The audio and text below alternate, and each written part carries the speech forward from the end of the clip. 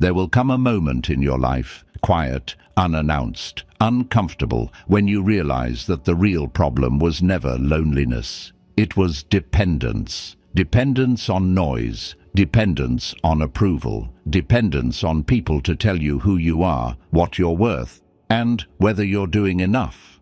And the moment that support disappears, even briefly, everything inside you begins to shake.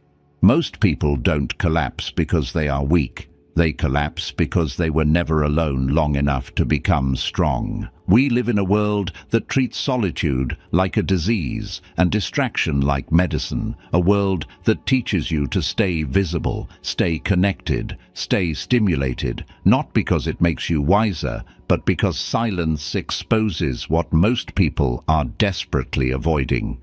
Silence removes the mask. Silence removes the audience. Silence removes the excuse. And when there is no one left to impress, you finally meet yourself. This is where most people panic. They reach for their phone. They reach for company. They reach for noise. Because being alone forces a confrontation that cannot be negotiated. The confrontation with who you are when nothing is distracting you, validating you, or soothing you. Solitude is not punishment, it is training. It is the environment where false confidence collapses, where borrowed beliefs lose their grip, where emotional dependence is exposed, and where the parts of you that cannot survive noise are finally given space to grow. Nothing meaningful is built in constant stimulation. No inner authority is forged in crowds. No self-mastery is developed while you are constantly being regulated from the outside. Staying alone is not about rejecting people. It is about reclaiming yourself. It is about withdrawing, not in bitterness, but in discipline, long enough to detox from validation, reset your nervous system, confront your shadow, rebuild your values, and construct an inner world that does not collapse the moment the world looks away.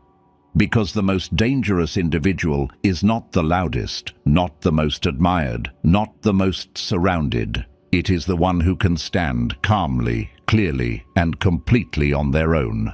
Stay alone until you no longer need to be. 1. The validation detox. At some point, and this moment is unavoidable, you have to confront a question that most people spend their entire lives avoiding. Who are you when no one is watching? Not when you are praised, not when you are supported, not when your effort is noticed, rewarded, or approved, but when there is no audience at all, when your actions echo into silence and return nothing back to you. This is where most people stop. They don't quit because the path is hard. They quit because the reward disappears. What drives them was never conviction. It was applause, validation, the subtle reassurance that someone, somewhere, is confirming their existence. And when that confirmation fades, their discipline collapses, their motivation evaporates, and their sense of self begins to tremble. This is not accidental. It is conditioning. From early on, you were trained to associate worth with response. Approval meant safety. Praise meant value. Being seen meant being real. Over time, this created a dangerous dependency, not on people themselves, but on their reactions. You learned to move when rewarded, to stop when ignored, and to doubt yourself the moment feedback disappeared. This is why solitude feels threatening, because solitude removes the mirror. When you are alone, there is no reflection telling you who you are supposed to be, no emotional reward for effort, no reassurance that you are on the right path. And in that absence, a quiet panic begins to surface. The urge to check, the urge to be seen, the urge to announce progress instead of making it. This urge is addiction. Epictetus warned that improvement requires being content with being thought foolish or irrelevant, because the moment you stop needing to be admired, you regain control over your direction. As long as approval is your fuel, your path is not yours. It bends with opinions, it sways with neglect, it collapses under criticism. A person addicted to validation lives in permanent tension. Praise inflates them, silence unsettles them, criticism wounds them far beyond reason. Their confidence is not rooted, it is rented, and anything rented can be taken away. Solitude begins the detox. When you stay alone long enough, something uncomfortable but necessary happens. You work and no one notices. You improve and no one congratulates you. You struggle and no one comforts you. At first, this feels empty, almost pointless. But what is actually happening is a rewiring. Your mind is learning to act without reward. Slowly, your sense of self stops reaching outward. You begin to act because it aligns with your standards, to continue because you respect your own word, to persist without needing proof that anyone cares. This is where real discipline is born, not loud, not performative, not dependent on motivation, but quiet, private, and stable. You stop explaining yourself. You stop announcing progress. You stop chasing recognition. And in that silence, self-respect replaces validation. A man who needs approval is easy to control. Guide him with praise, punish him with neglect. But a man who has detoxed from validation becomes unpredictable in the best possible way.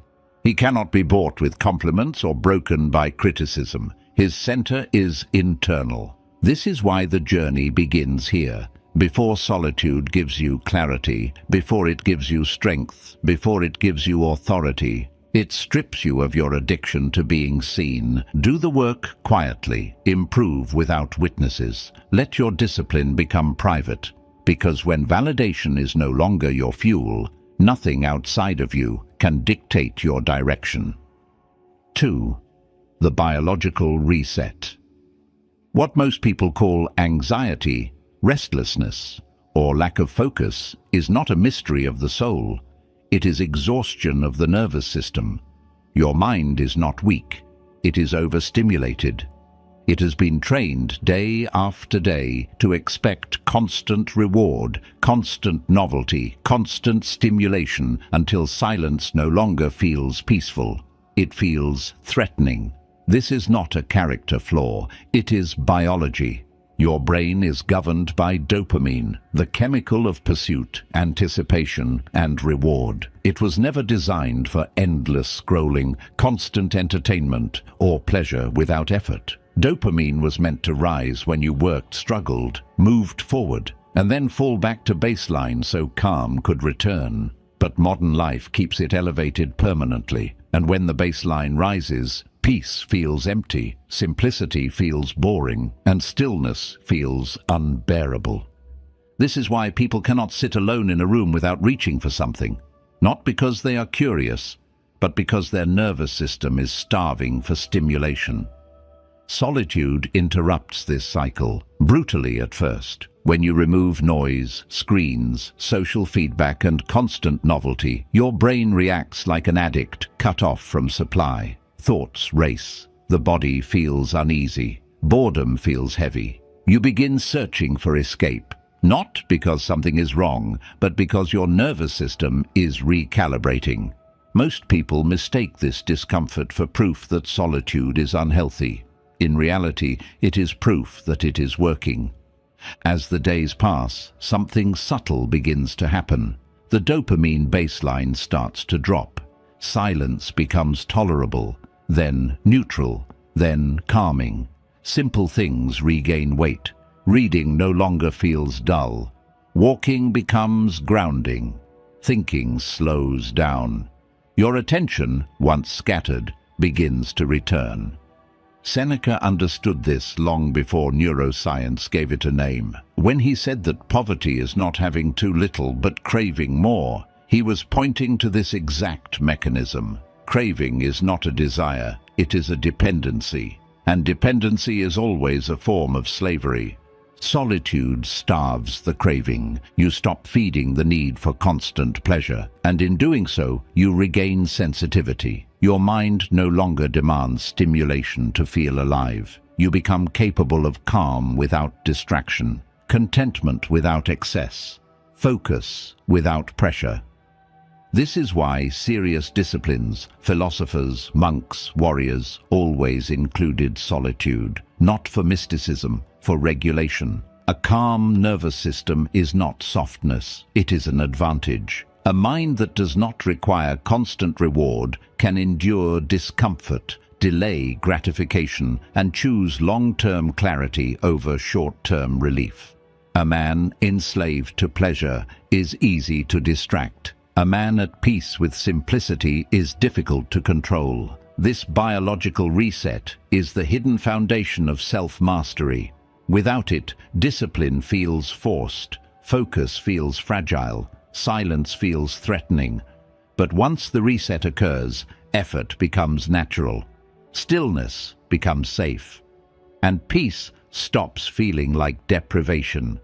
You are no longer chasing stimulation, you are grounded in yourself. And from that ground, true mastery begins.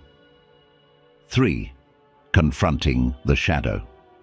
There is a reason silence unsettles you more than chaos, and it has nothing to do with boredom. Silence is feared because it removes distraction, and when distraction disappears, what rises is not peace, but truth. The thoughts you avoided, the impulses you buried, the emotions you learned to suppress to remain acceptable, all of them surface when there is nowhere left to run. In solitude, you are no longer protected by roles, routines, or reactions. You are left alone with the parts of yourself you never learned how to face. You cannot master what you refuse to acknowledge. Around others, it is easy to perform strength, confidence, morality, and calm. You learn early which traits are rewarded and which are punished, and slowly you split yourself in two, the self you show and the self you hide. What you hide does not disappear. It waits. It gathers energy. And when it is denied awareness, it expresses itself unconsciously at the worst possible moments. This is why people sabotage themselves when things begin to work, why they explode emotionally when composure is required, why they repeat patterns they swear they want to escape. The shadow always collects its debt. Carl Jung called this hidden territory the shadow, the rejected parts of your personality that you disowned, not because they were evil, but because they threatened the image you wanted to maintain. Fear, envy, resentment, aggression, the desire for control, the hunger for recognition, none of these vanish when ignored. They simply move underground. And from there, they pull the strings. Solitude is where this dynamic becomes visible. When you stay alone long enough without noise or validation, patterns begin to reveal themselves. You notice how much of your confidence is performative, how often your decisions are driven by fear rather than clarity, how quickly your morals bend when comfort is at risk. This realization is uncomfortable, but it is also liberating, because what is conscious can be directed. Most people turn back here. They re-enter noise, they distract themselves, they label introspection as overthinking. Not because they found peace, but because the confrontation was destabilizing. Yet the shadow does not disappear when avoided. It waits patiently for stress, fatigue, or temptation, moments when control is weakest. Mastery demands the opposite response. Instead of condemning your darkness, you study it. Instead of suppressing impulses, you trace their origin.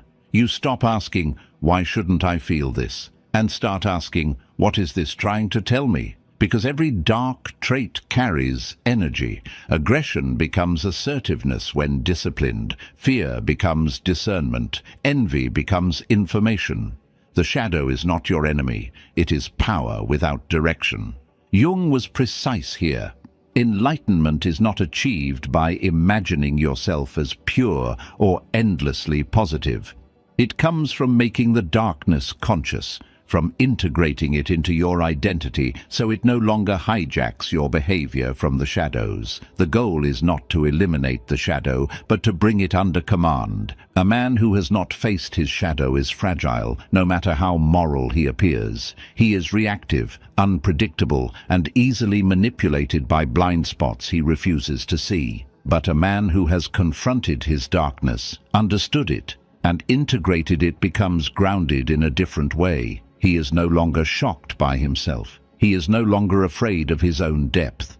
This is where inner authority is forged, not in pretending to be good, but in knowing exactly what you are capable of, and choosing consciously, again and again, who you will be. Solitude reveals the shadow. Courage integrates it. And integration is what turns inner chaos into controlled power. 4. Sovereign decision-making. Most people believe they make decisions, but what they really do is negotiate with fear until someone else relieves them of responsibility. They ask, they poll, they wait, they hesitate, not because they are thoughtful, but because standing alone with a choice feels dangerous. Consensus becomes anesthesia. Agreement becomes permission. And slowly, without noticing, their ability to decide atrophies. The crowd has always been louder than truth. When you live surrounded by voices, opinions begin to feel like facts. Repetition starts to sound like certainty. Popularity disguises itself as correctness, and because the noise never stops, you lose the quiet necessary to hear your own reasoning. You begin adjusting choices not according to what is right, but according to what will be accepted. Over time, you stop asking, "Is this aligned?" and start asking, "Will this be approved?" This is how sovereignty erodes, politely, invisibly, without resistance. Solitude interrupts this pattern at the root. When you are alone, there is no one to consult, no emotional shield to hide behind, no shared blame if the outcome disappoints. The decision returns to its rightful owner. At first, this feels unsettling, even frightening, because responsibility is heavy when it is no longer diluted by advice and reassurance. You feel the full weight of consequence. There is no one to soften it for you. But this pressure is not destructive. It is clarifying. Alone, you are forced to slow down. You stop reacting and begin reasoning. You learn to distinguish impulse from intuition, fear from caution, urgency from necessity. You notice how often you once asked for opinions, not because others knew better, but because their agreement made you feel safe. Safety, however, has never been the same as truth. This is where thinking from first principles returns. You begin to ask yourself different questions, quieter questions, heavier questions. What do I know to be true, even if no one agrees? What choice can I live with if it fails? What decision reflects my values, not my anxiety? These questions don't offer immediate comfort, but they offer clarity. And clarity is more durable than reassurance. Friedrich Nietzsche understood this cost when he wrote about the individual's struggle against the tribe. The tribe offers belonging, certainty, and protection, but only if you agree not to think too far beyond its boundaries. It will celebrate you when you conform and isolate you when you don't. If you insist on owning your decisions, loneliness is not a punishment. It is the toll. In solitude, something subtle but decisive happens. Your internal compass strengthens. You stop measuring choices by applause and start measuring them by alignment. Decisions cease to be performances and become commitments.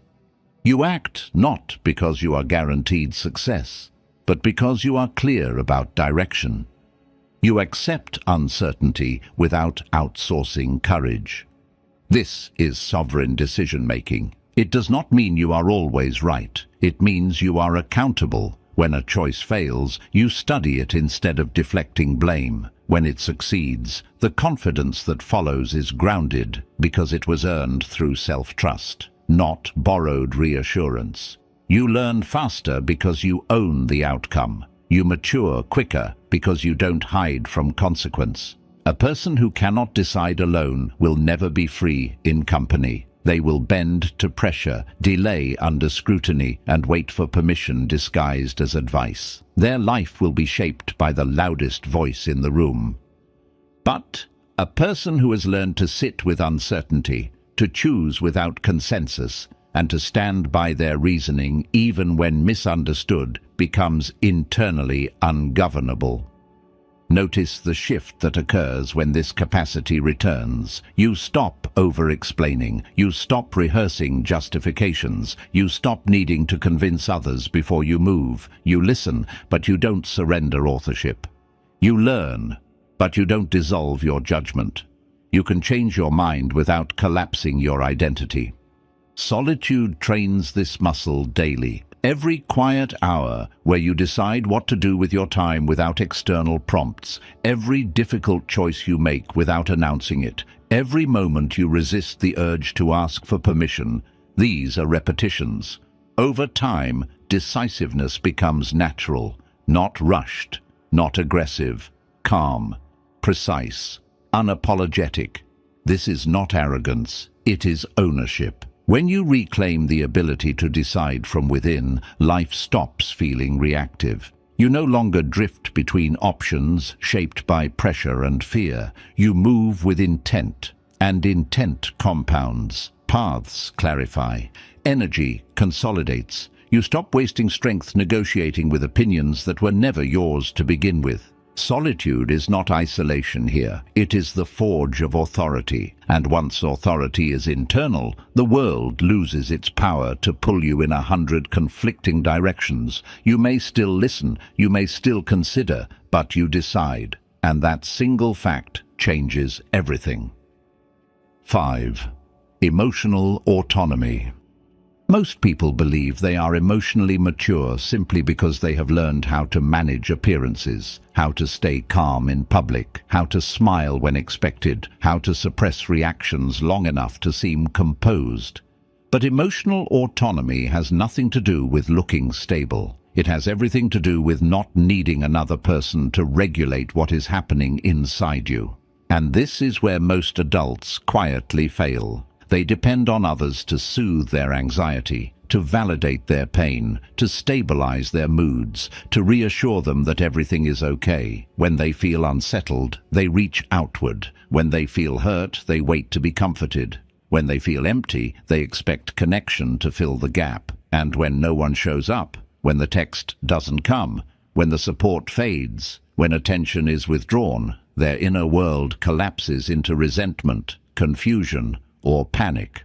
This is not intimacy, this is emotional dependency. A child needs another nervous system to calm them. That is natural, that is survival. But an adult who never learned to self-regulate remains psychologically unfinished. They may function well when supported, but crumble when alone. They may feel strong in connection, but fragile in silence. Their emotional stability is conditional, dependent on others behaving correctly. Solitude exposes this dependency without mercy. When you are alone, there is no external regulator, no one to distract you from discomfort, no one to absorb your emotional overflow. Whatever arises, anxiety, sadness, anger, emptiness, must be faced directly. At first, this feels overwhelming, almost unfair, because the mind has been trained to expect relief from the outside. But this discomfort is not harm, it is training. In solitude, you begin to discover something essential. Emotions are not emergencies. They rise, they intensify, and they fall, even when you do nothing to fix them. You learn that anxiety does not require escape. Sadness does not require saving. And anger does not require expression. You can sit with feeling without becoming it. You can experience emotion without surrendering control. This is the moment where power quietly returns. Aristotle understood this when he said that happiness belongs to the self-sufficient, not because others are unimportant, but because dependence makes peace fragile. If your inner balance requires someone else to stay, respond, approve, or reassure, then your peace is never truly yours. Solitude retrains your emotional system. You learn how to calm yourself without numbing, how to process pain without broadcasting it, how to feel deeply without leaking energy through complaint. And something profound happens when you stop expecting others to fix what is happening inside you. Your relationships change. You stop clinging. You stop demanding emotional labor. You stop using closeness as anesthesia. Connection becomes lighter, cleaner, voluntary. You choose people instead of needing them. An emotionally dependent person is easy to control through attention, withdrawal, praise, or silence. Their mood is always hostage to circumstances, but an emotionally autonomous person becomes difficult to destabilize. Their center is internal, their calm is practiced, their reactions are measured. This is not coldness. This is adulthood. When you master your inner climate, the outside world loses its authority over your peace. People can disappoint you without destroying you. Rejection no longer feels like annihilation. Silence no longer feels like abandonment. You remain grounded, not because life is gentle, but because you are no longer fragile. Emotional autonomy is not about feeling less. It is about being ruled less. And without this mastery, solitude turns into isolation. With it, solitude becomes strength. 6. The architect of values. Most people believe they live by values, but what they actually live by are habits they never questioned, beliefs they absorbed through repetition, and rules they obey out of fear of standing alone. Their morality feels familiar, comfortable, and obvious, not because it is true, but because it was inherited. And what is inherited is rarely examined. It is simply obeyed. This is how a life is lived without authorship. When you never stop to define what matters to you, the world gladly does it for you. Culture hands you priorities. Family hands you expectations. Society hands you definitions of success, failure, love, and worth. And because these definitions arrive early and loudly, most people mistake them for their own. They defend them. They suffer for them. They feel guilty when they violate them, even though they never consciously agreed to them. Solitude is where this quiet theft is exposed. When you are alone long enough, the borrowed noise begins to fade. There is no social reward for saying the right thing, no punishment for thinking differently, no audience to echo your beliefs back to you. And in that silence, a heavy realization settles in. Much of what you believe has never been chosen. It has simply been repeated. This realization is unsettling because it removes every shortcut. You can no longer hide behind ideology. You can no longer outsource morality to tradition. You can no longer say, "This is just how things are," without asking why. Alone, contradictions become impossible to ignore. You start noticing where your actions betray your stated principles, where your beliefs shift depending on who is watching, where your sense of right and wrong collapses the moment comfort or belonging is threatened. This is not a crisis. This is construction. Plato warned that the unexamined life is not worth living, not as a moral insult, but as a diagnosis. A life guided by unexamined beliefs is a life lived reactively, shaped by forces you never consciously chose. Solitude gives you the psychological space to interrupt this momentum and begin examining the foundations of your inner world. And the questions that arise here are not pleasant ones. What does success mean when status is removed from the equation, when no one is watching, when no one will applaud the outcome? What kind of suffering are you willing to endure without resentment, because it aligns with who you are? What lines will you not cross, even if breaking them would be easier, safer, more profitable? These questions demand time. They cannot be rushed. Because values chosen quickly are often borrowed, while values forged slowly tend to endure. In solitude, you begin testing beliefs not against popularity, but against reality. You watch how they hold up under stress. You notice which principles remain intact when temptation appears, and which ones dissolve immediately. This is where the architect replaces the consumer. You stop collecting beliefs like accessories. You stop quoting principles you don't live by. You begin building a personal constitution, not written for admiration, but for guidance. These values are not loud. They don't need defending. They reveal themselves through consistency, through restraint, through the calm certainty with which you choose one path and abandon another without explanation. A man without self-defined values is endlessly adjustable. He shifts with pressure.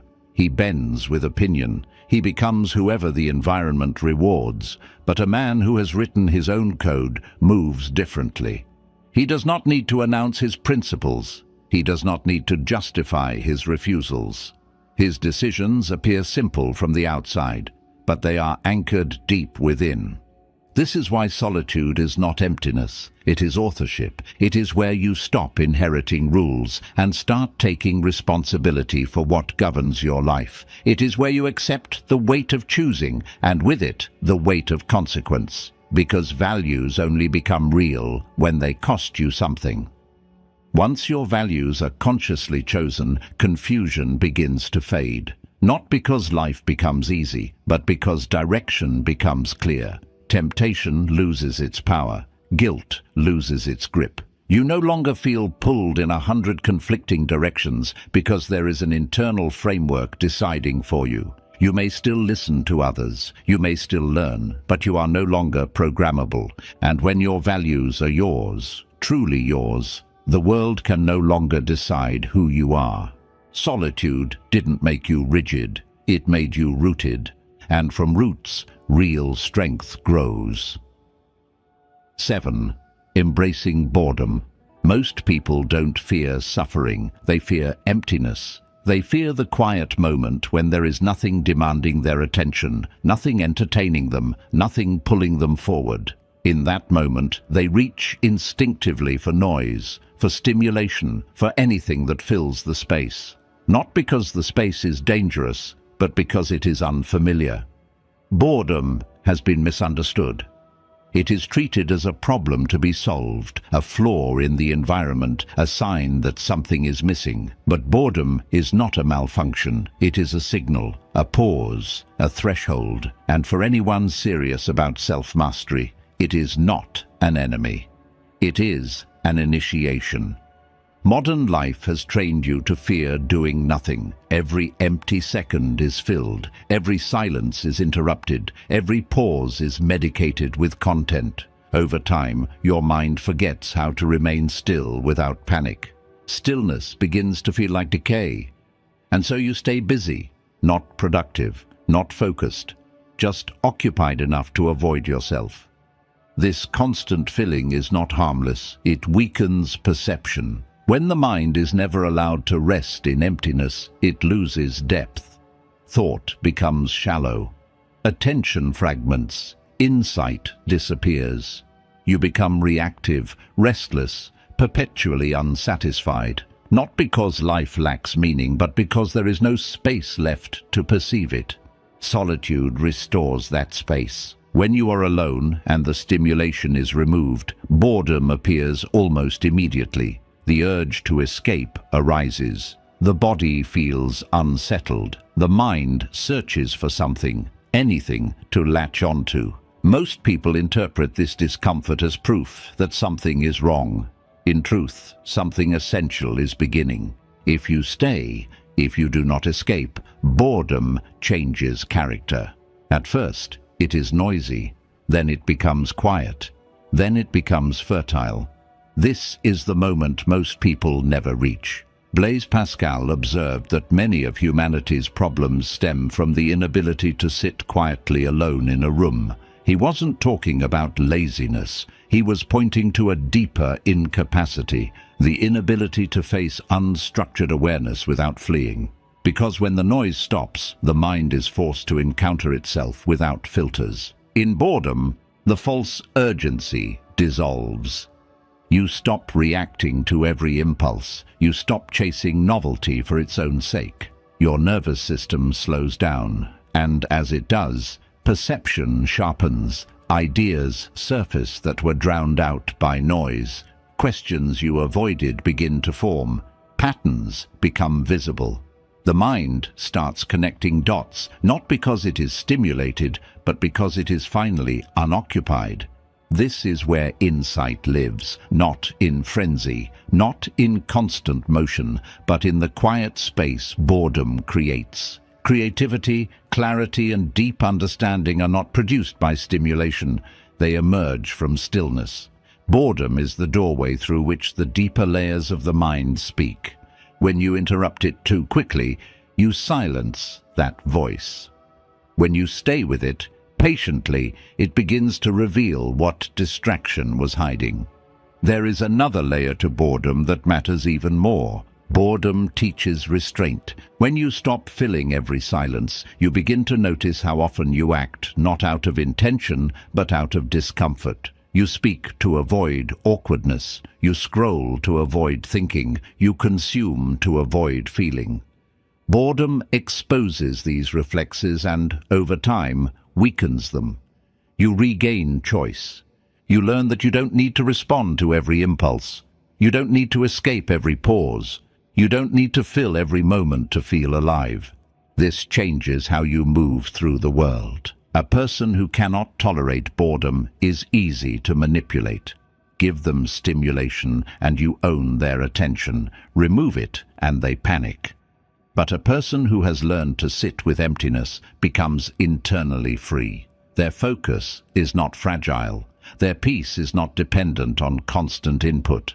They can wait, they can listen, they can think. This is why boredom is not laziness. It is discipline without movement. It is the training ground of patience, depth, and self-command.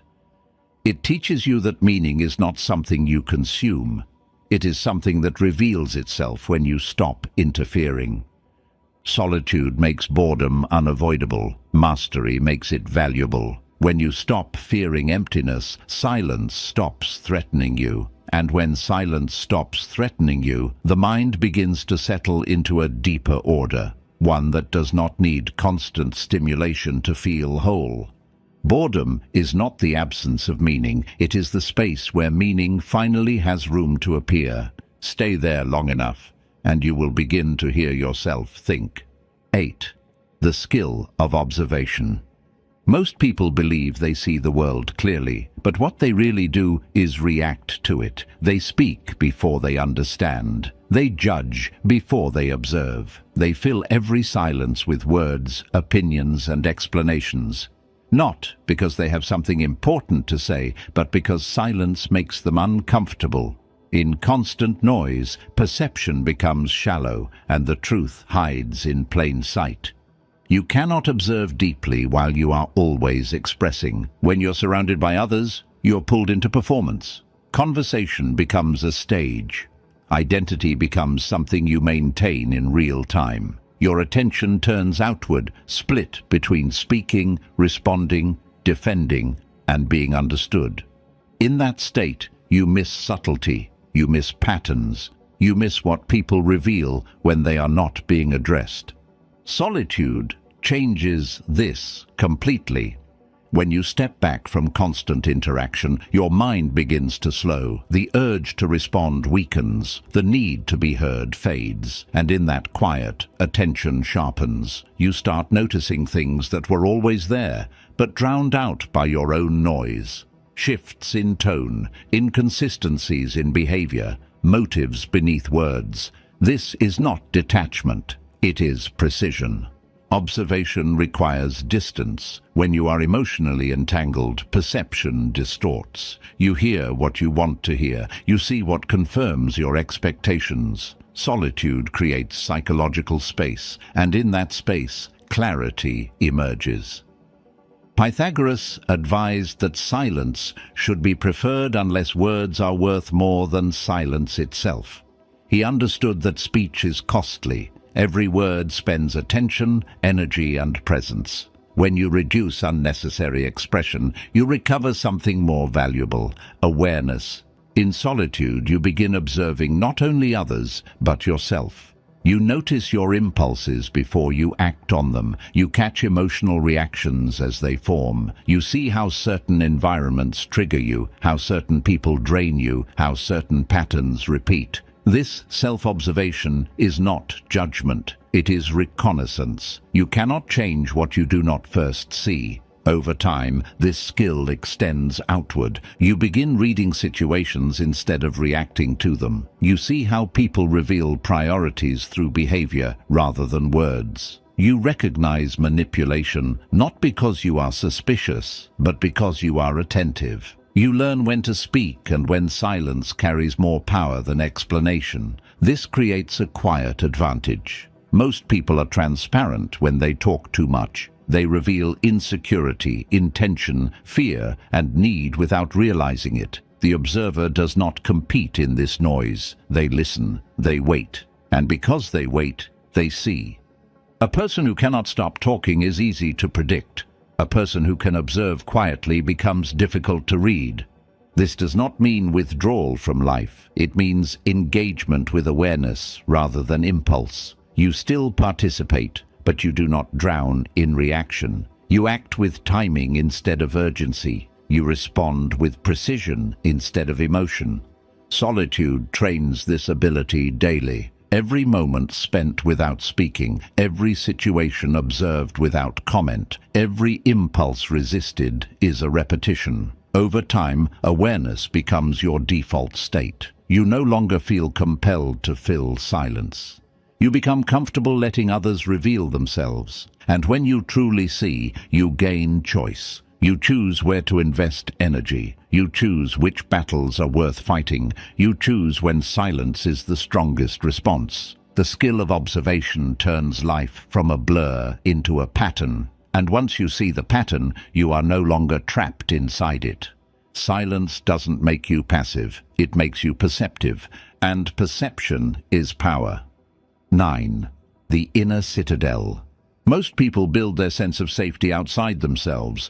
They rely on routines staying intact, people behaving predictably, circumstances remaining favorable, and when any of that shifts, criticism, loss, chaos, uncertainty, their inner world collapses with it. What they called stability was never strength. It was dependency wearing the mask of control. True security is internal, or it is not security at all. Life does not become calmer as you grow. It becomes louder, faster, more volatile. Opinions multiply. Crises appear without warning. Pressure does not ask for permission. And if your peace depends on the world cooperating, you will spend your life negotiating with forces you cannot command. The Stoics understood this with brutal clarity. Marcus Aurelius spoke of the inner citadel, a mind so fortified that no external disturbance can breach it. Not because the world stops attacking, but because the walls are built inward. This citadel is not emotional numbness. It is disciplined perception. It is the ability to decide what enters your inner world and what does not. Solitude is where this fortress is constructed. When you are alone, stripped of distraction and emotional outsourcing, you begin to see how porous your inner boundaries really are. A careless comment lingers for hours. A memory hijacks your mood. A future fear drains your energy before it even exists. You realize that the enemy is not outside. It is the lack of internal structure. The inner citadel is built one decision at a time. It begins with attention. You learn to notice which thoughts deserve engagement and which are simply noise. Not every impulse needs action. Not every feeling needs expression. Not every opinion needs residence. In solitude, you practice this daily, allowing thoughts to pass without granting them authority. Then comes restraint. You stop feeding resentment with rumination. You stop rehearsing arguments that never happen. You stop reliving injuries that cannot be changed. This is not denial. It is command. You are no longer at the mercy of every mental intrusion.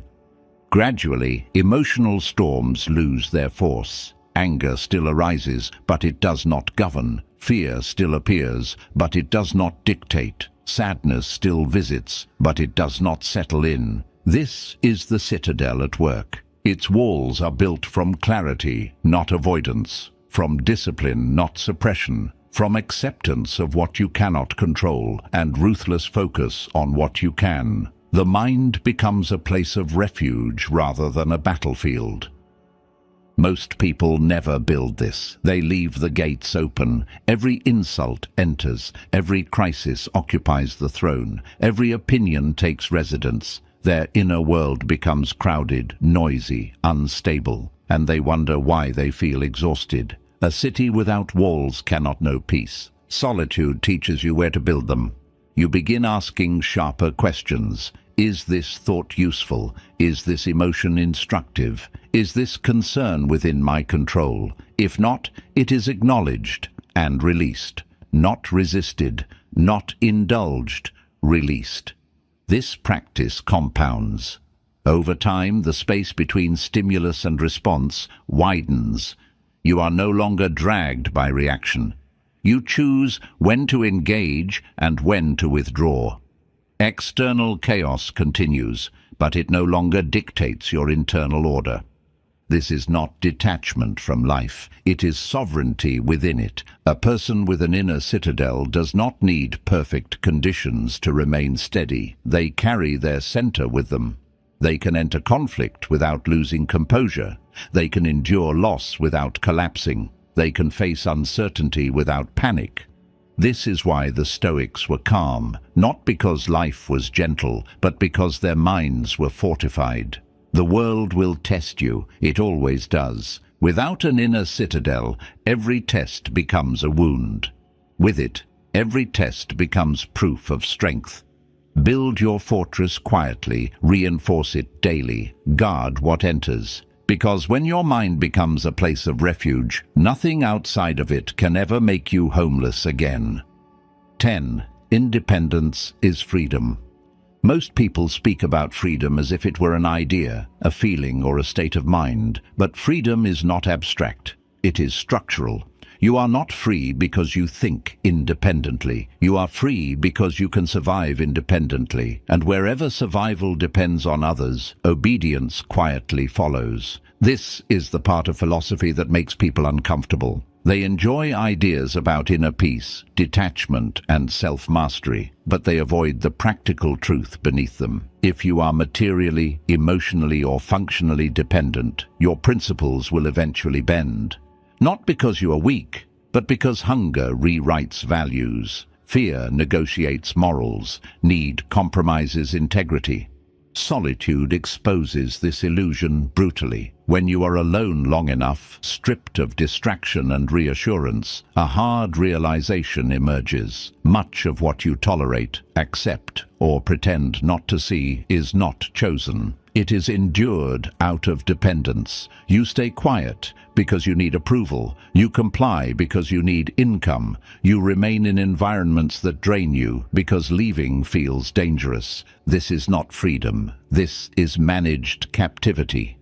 True independence begins when you stop confusing philosophy with capacity. Self-mastery is meaningless if your survival depends on circumstances you cannot control, if your peace collapses the moment resources are threatened, if your courage evaporates when comfort is at risk. Solitude forces this reckoning because there is no one else to lean on, no system to hide behind, no one to blame for what you lack. And this is where responsibility returns. You begin to see independence not as isolation, but as preparation, as the deliberate building of skills, resilience, and self-reliance so that your choices are not made under pressure.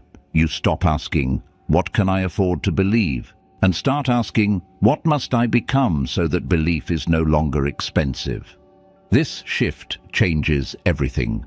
You start valuing competence over image, capability over comfort, skills over status.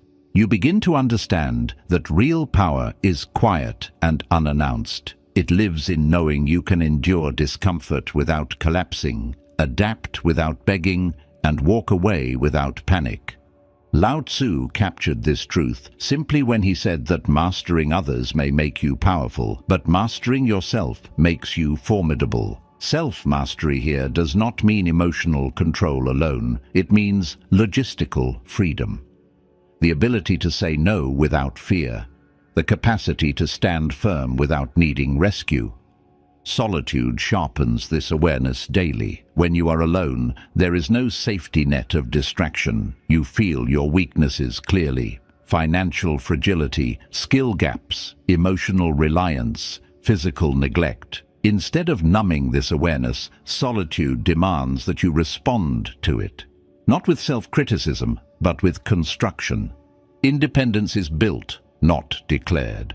You build it by acquiring skills that make you useful beyond approval, by learning how to sustain yourself mentally when motivation fades, by training your body to endure stress, by reducing unnecessary desires so fewer things can control you, by simplifying your life until survival no longer requires constant negotiation.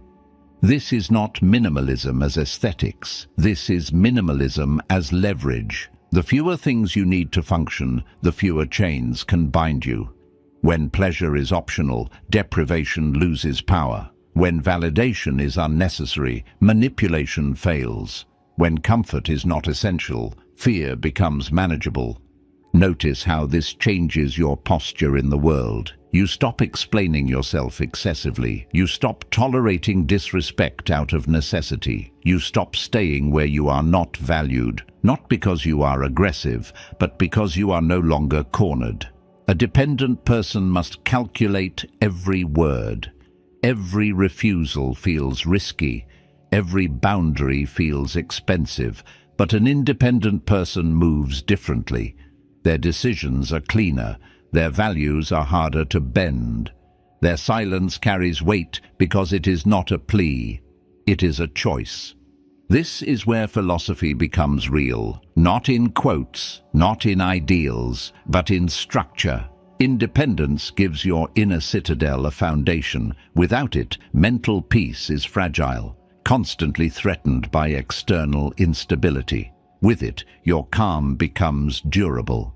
You can lose without breaking. You can wait without panicking. You can walk away without self-betrayal. Solitude is where this commitment is made, not to withdraw forever, but to build quietly until freedom is no longer a theory. Until your life is arranged in a way that allows you to live by your principles without apology. Because the ultimate test of self-mastery is simple. Can you survive without surrendering yourself?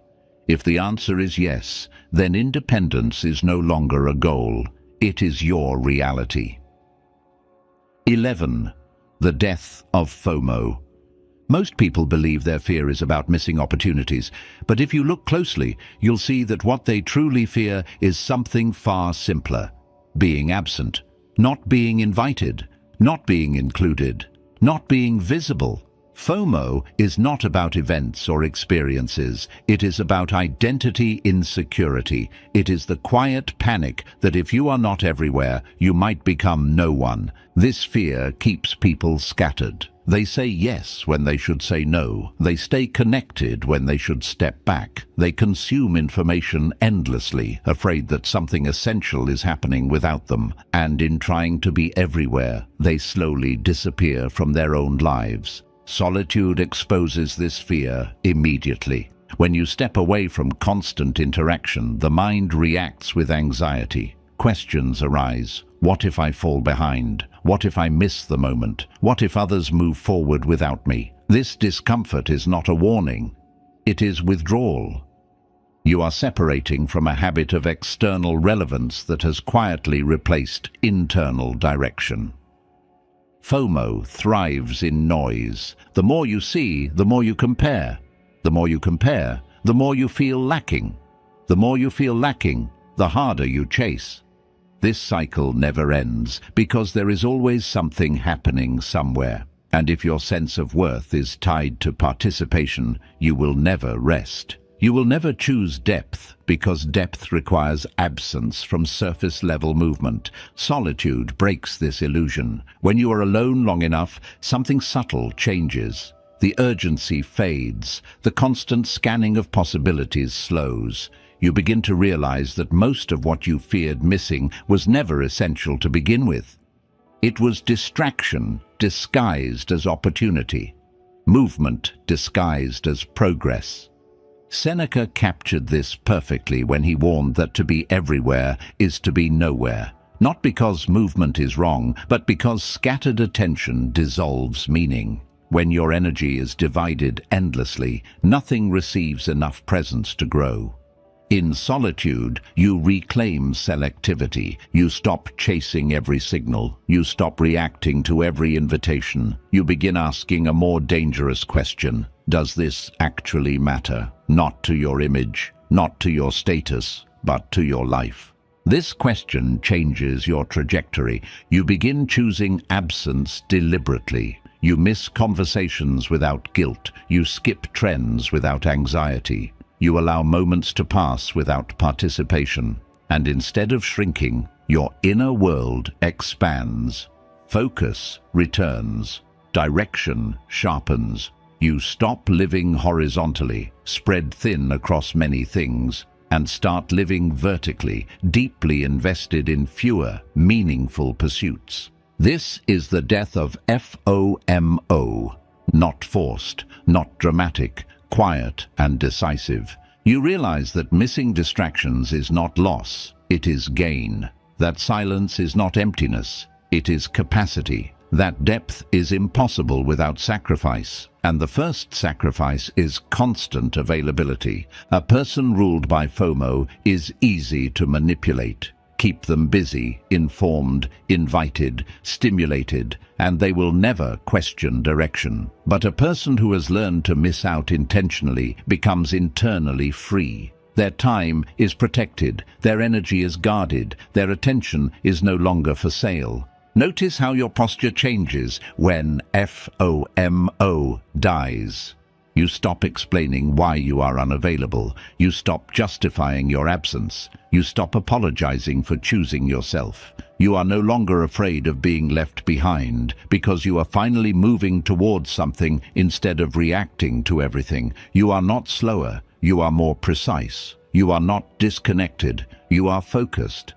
Solitude teaches this discipline naturally. When there is no constant stream to keep up with, the mind relearns patience. It learns that life is not happening elsewhere. It is happening here, in whatever you choose to give your attention to fully. You don't need to be everywhere. You need to be somewhere on purpose. And when you understand this, the fear of missing out loses its grip. You no longer chase moments. You build a life. The world will keep moving loudly. Let it. You have learned something far more powerful than presence everywhere. Presence where it matters. 12. Learning to suffer in silence. Most people believe suffering becomes lighter when it is shared, but what they rarely notice is how quickly sharing turns into leaking. Complaints drain energy. Repeated explanations weaken resolve. Broadcasting pain turns endurance into performance. And slowly, without realizing it, the hardship itself becomes secondary to the attention it generates. This is not healing, it is dispersion. There is a difference between seeking wisdom and seeking relief, between asking for guidance and asking to be rescued. The modern reflex is to externalize discomfort immediately, to narrate it, post it, explain it, justify it, as if pain becomes unbearable the moment it is private. But what actually happens is more subtle and more damaging. Suffering loses its transformative power when it is constantly released outward. Solitude teaches a harder discipline. When you suffer alone, there is no audience to soothe you, no reaction to soften the weight, no validation to convert pain into identity. The discomfort remains fully yours, and because it cannot escape through complaint, it begins to do its work. This is where resilience is forged. Suffering endured quietly forces adaptation. It sharpens perception. It strengthens internal dialogue. You begin to ask not, "Why is this happening to me?" but What does this require from me? The focus shifts from protest to response, from drama to discipline. Marcus Aurelius was uncompromising on this point. He did not romanticize pain, nor did he deny it. He simply insisted on clarity. If something is endurable, then endure it, without complaint, without self-pity, without unnecessary narration. Not because silence makes pain disappear, but because resistance wastes energy that endurance requires. Complaining feels relieving in the moment, but it weakens you over time. Each time you rehearse suffering aloud, you reinforce it mentally. Each time you retell the story, you relive it. Each time you seek sympathy, you train your nervous system to associate pain with attention rather than growth. Over time, hardship becomes something you need to express instead of something you learn to carry.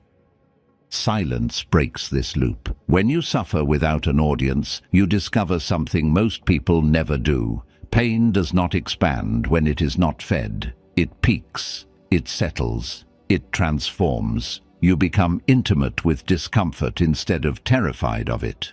You learn its limits. You learn your own. This does not mean isolation from help or wisdom. It means restraint from unnecessary exposure.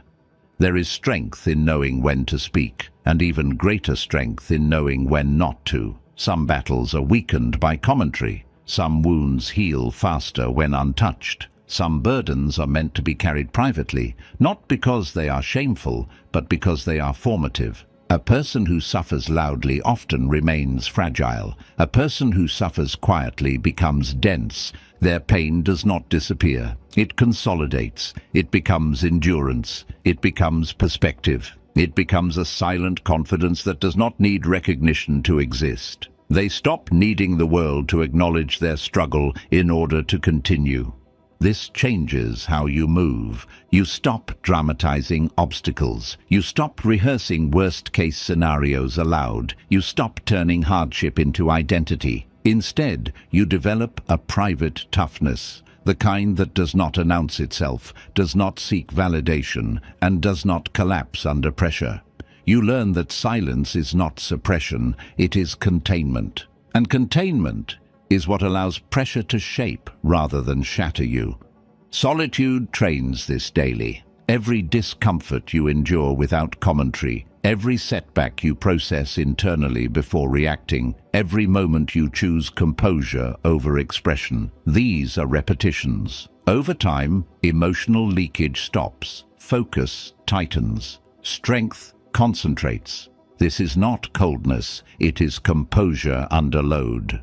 The world will not always be fair. Pain will not always be optional, but suffering does not have to make you loud to make you strong. Learn to endure without spectacle. Learn to carry without complaint. Learn to suffer and remain sovereign. Because the most unbreakable spirit is not the one that feels nothing. It is the one that feels deeply and still moves forward in silence.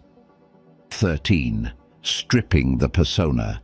Most people believe they know who they are, but what they really know is the version of themselves that survives socially, the agreeable version, the acceptable version, the version that avoids friction, rejection, and judgment. Over time, this version hardens into a mask, not because it is authentic, but because it is rewarded. And the longer you wear it, the harder it becomes to remember what lies beneath. From early on, you learn that certain traits bring approval while others invite resistance, so you adjust. You soften where you are strong, you hide where you are intense, you exaggerate what is safe and silence what is dangerous.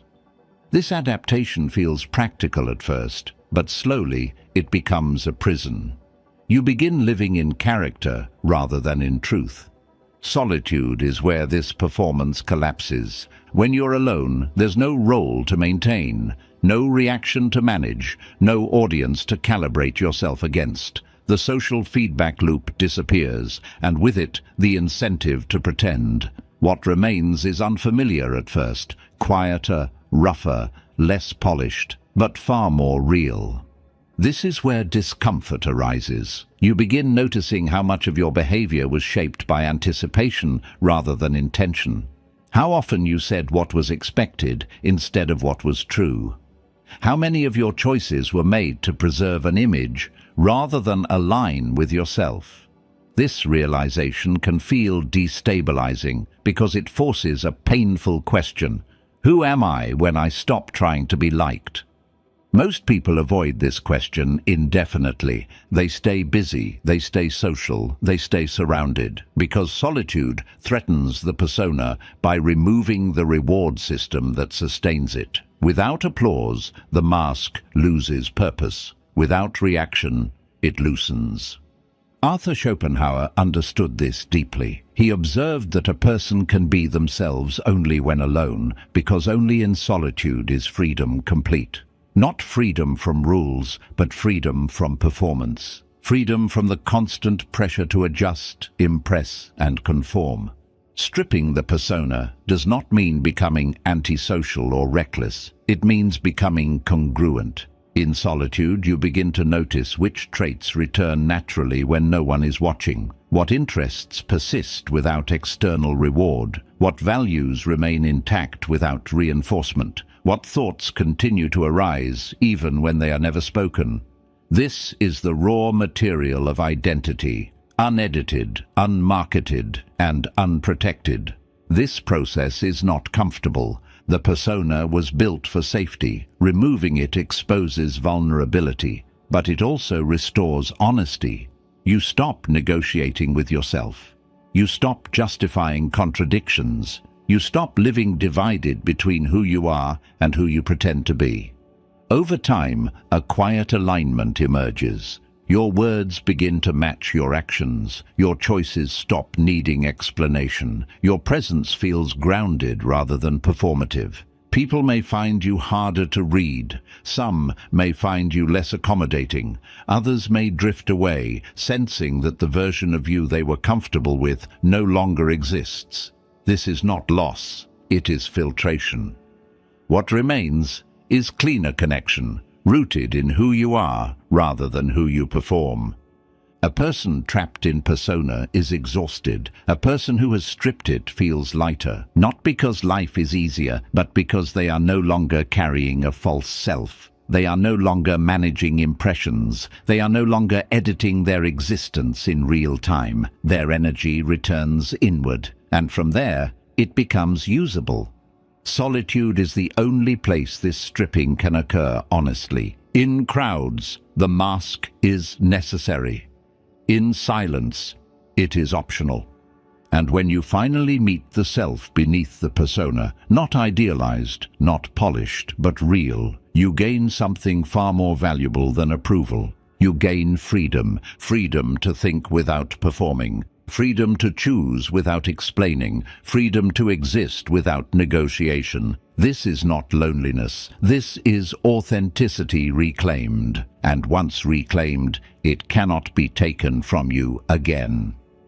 14. Intentional gatekeeping. Once you begin to build something real inside yourself, clarity, discipline, independence, inner order, a new danger appears, one that most people never anticipate. It is not attack, it is access. The world does not only test you by opposing you, it tests you by entering you, and without boundaries, everything you build will be slowly diluted. Most people lose themselves not through force, but through availability. They let everyone in, every demand, every emotional spillover, every opinion, every crisis that is not theirs to carry. They confuse openness with virtue and accessibility with kindness, and before they realize it, their energy is fragmented, their focus is broken, and their inner structure begins to soften. What they call generosity is often poor gatekeeping. Solitude teaches you the cost of access. When you have spent enough time alone to stabilize yourself, to regulate your emotions, to define your values, you begin to notice something clearly. Not everyone deserves proximity. Not everyone has earned your time. Not everyone who wants access to you has the capacity to respect what you are building. This realization feels uncomfortable at first because it contradicts a deeply ingrained belief that saying no makes you cold, arrogant, or selfish. But boundaries are not cruelty. They are architecture. Without them, nothing stands.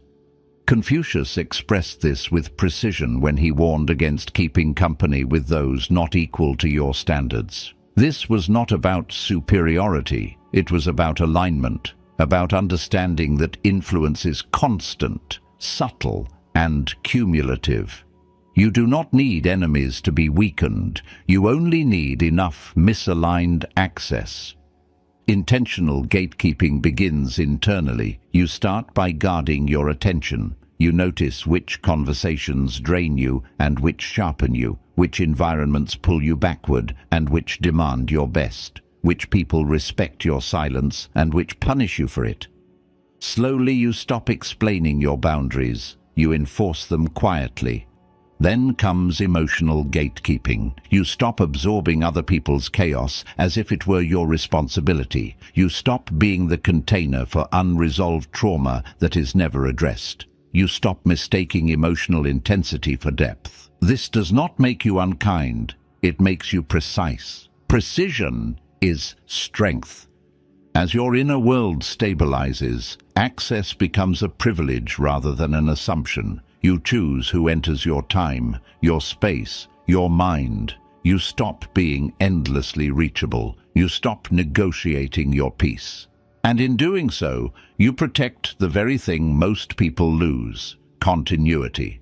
Because growth requires consistency, consistency requires energy, and energy must be guarded. A person with no gates is constantly interrupted. Their direction is diluted by obligation. Their values are softened by proximity. They are pulled into dramas that have nothing to do with their path, and wonder why progress feels slow. But a person who practices intentional gatekeeping moves differently. They are not loud about their boundaries. They are not hostile. They are simply unavailable to what does not align. This changes how people treat you. Some will drift away, offended by limits they once ignored. Others will adjust, recognizing that access now has conditions, and a few, the right few, will respect you more deeply because boundaries signal self-respect.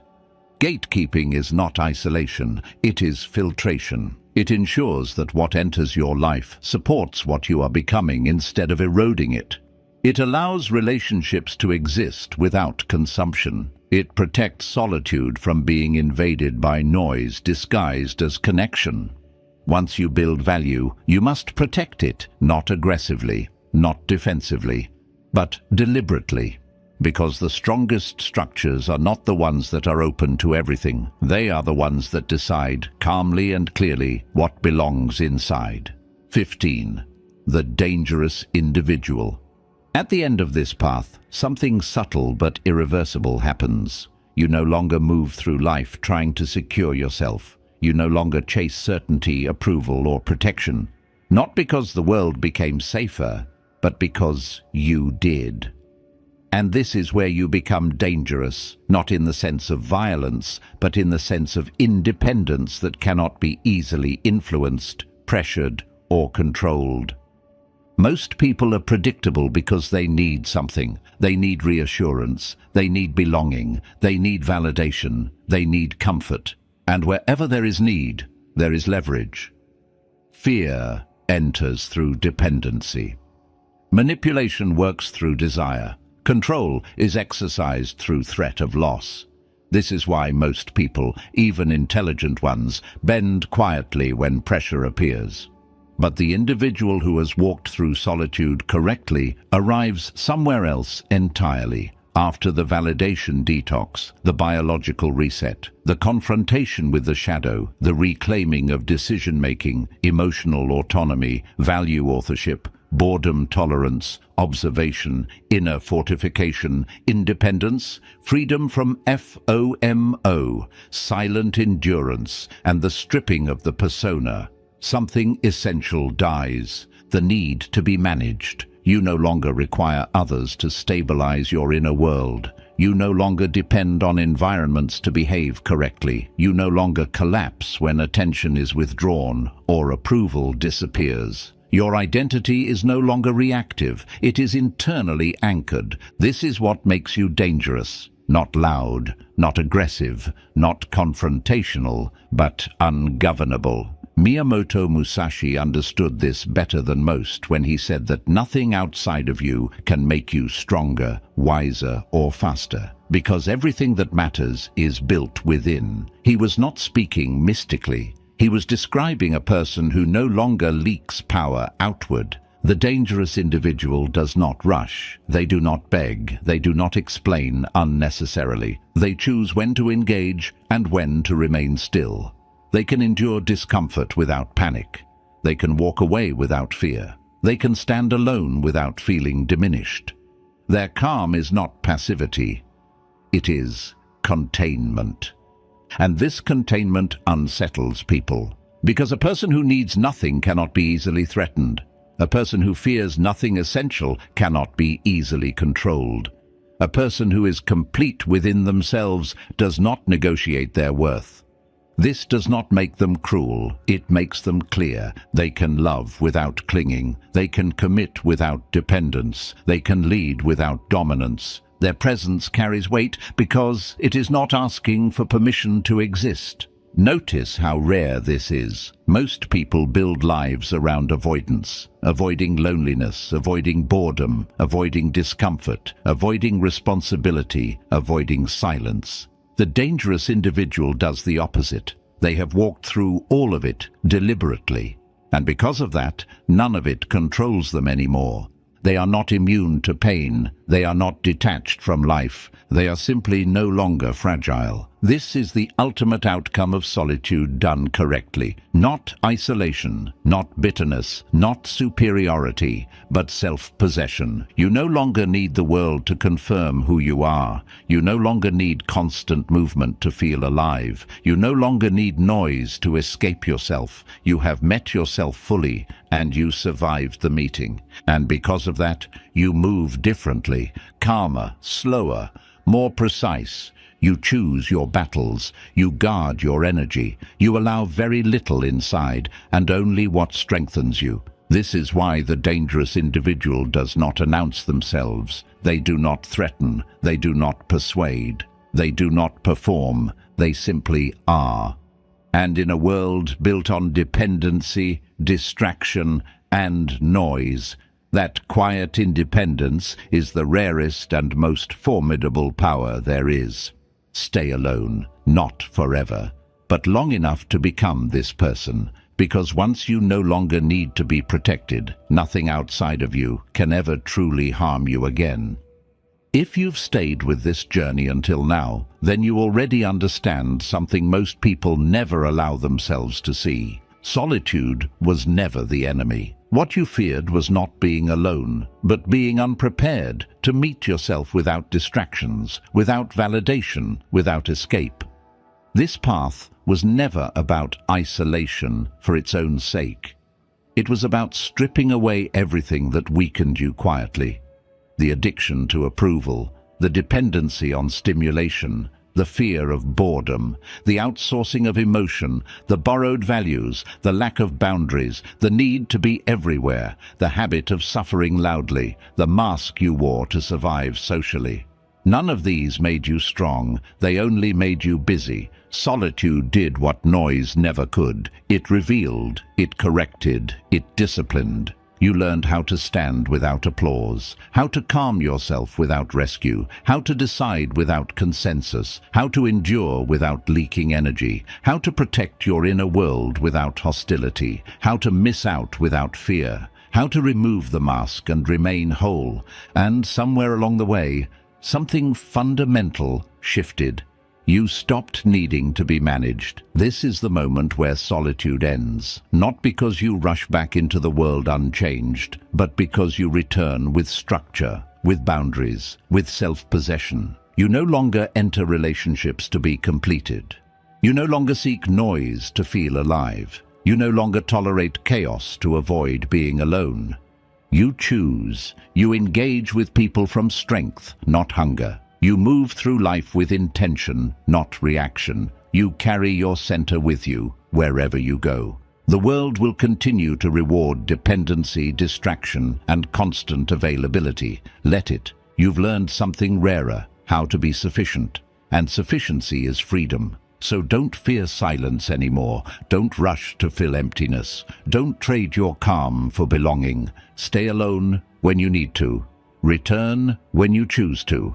Because once you have mastered yourself, solitude is no longer a refuge. It is a source. And from that source, you can build a life that does not collapse when the world looks away. If this journey resonated with you, don't just listen. Commit. Write in the comments, "I don't fear solitude anymore." Not for me, for yourself.